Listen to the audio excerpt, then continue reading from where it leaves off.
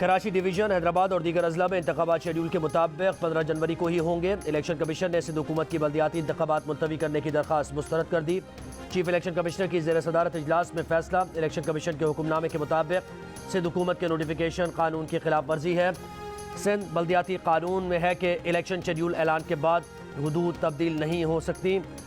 कराची, हैदराबाद, ठट्टा division में election की तैयारी मुकम्मल है। बैलेट पेपर छप चुके हैं। इलेक्शन मवाद की बर्ग ब्रेकिंग हो चुकी है। पोलिंग स्टाफ की तकर्री हो चुकी है। चीफ सेक्रेटरी और IG सिंध सिक्योरिटी के फूल प्रूफ इंतजाम करें। सेक्रेटरी और स्पेशल सेक्रेटरी को कराची पहुंचने की हिदायत।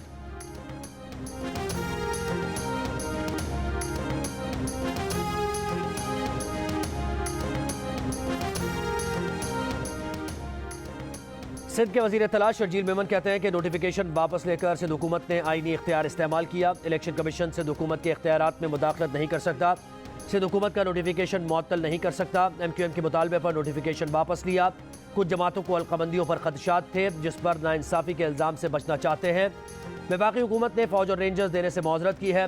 पोलिंग स्टेशन के लिए 62,000 पुलिस एहलकारों की ज़रूरत है। IG सिंध के मुताबिक नफरी पूरी करने के लिए तमाम तैनातियों से एहलकारों को बुलाना पड़ेगा। अगर इसके बाद कुछ हुआ तो जिम्मेदार कौन होगा?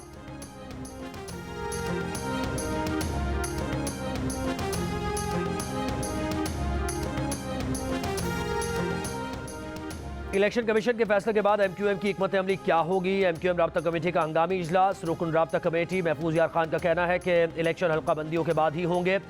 असम्बली का इजलास बेशक ना हो लेकिन ऑर्डिनेंस जारी होने का ऑप्शन है।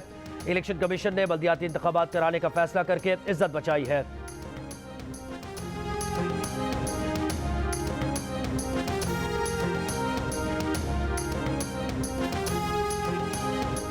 इलेक्शन कमीशन के फैसले के बाद जमात इस्लामी का एहतजाज मुलतवी। PTI का सिंध असम्बली के बाहर धरने का फैसला बरकरार। जमात इस्लामी का इलेक्शन कमीशन के फैसले का खैर मकदम।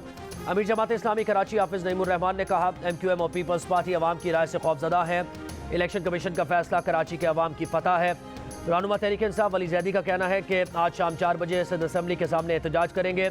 किसी भी इलेक्शन में मुश्तरका MQM को कुछ नहीं मिला। कराची का अमन तबाह करने वाले ये लोग थे।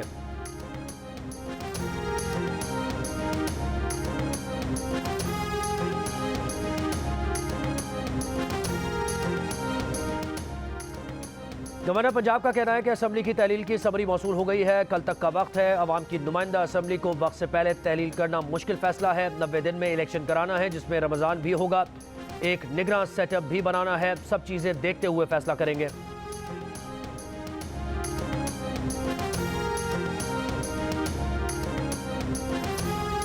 पंजाब असम्बली में एतमाद के वोट के मामले पर मुस्लिम लीग नून के कायद नवाज शरीफ के वफाकी वज़ीर दाखिला राना सनाउल्लाह को एक के बाद एक 3 टेलीफोन। कहा कि पंजाब की पार्लिमानी कमेटी को जिम्मेदारी का मुजाहरा करना चाहिए था।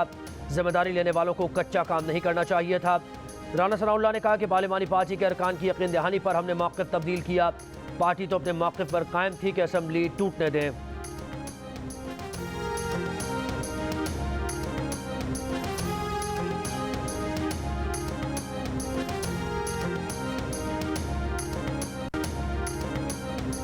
खैबर पख्तूनख्वा असम्बली भी कल तक तोड़ने का ऐलान। वज़ीर आला महमूद खान का कहना है कि पंजाब असम्बली तहलील होने के बाद गवर्नर को KP के असम्बली तहलील करने की एडवाइस भेजेंगे। अभी तक इमरान खान की जानिब से असम्बली तहलील करने की हिदायत नहीं मिली।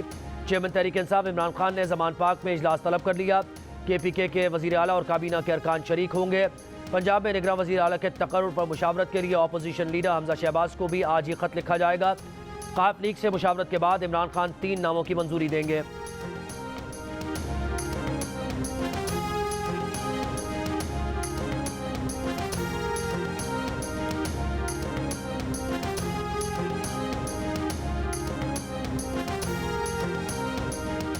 वज़ीर आज़म शहबाज शरीफ से अबूधाबी चैम्बर ऑफ कॉमर्स के वफ़द की मुलाकात। पाकिस्तान में कारोबार और सरमायाकारी में दिलचस्पी का इजहार। वज़ीर आज़म ने कहा पाकिस्तान और UAE के दरमियान चैम्बर टू चैम्बर ताउन बढ़ाने की ज़रूरत है।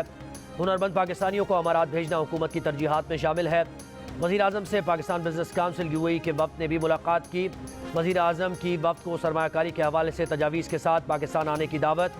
वज़ीर आज़म से UAE के वज़ीर बराए टॉलरेंस शेख नैयान बिन मुबारक ने भी मुलाकात की जिसमें इक़्तिसादी राबते मजबूत बनाने से मुताल्लिक़ गुफ्तगू की गई। वज़ीर आज़म UAE से वतन वापस रवाना हो गए।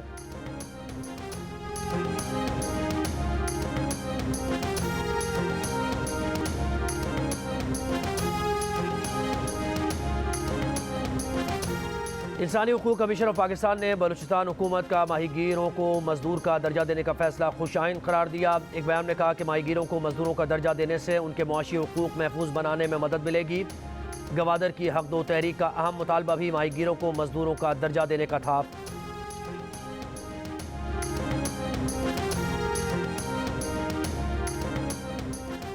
और कराची में पाकिस्तान और न्यूजीलैंड के दरमियान तीसरा फैसला कुन वनडे। पाकिस्तान ने 2 विकेट के नुकसान पर 95 रन बना लिए।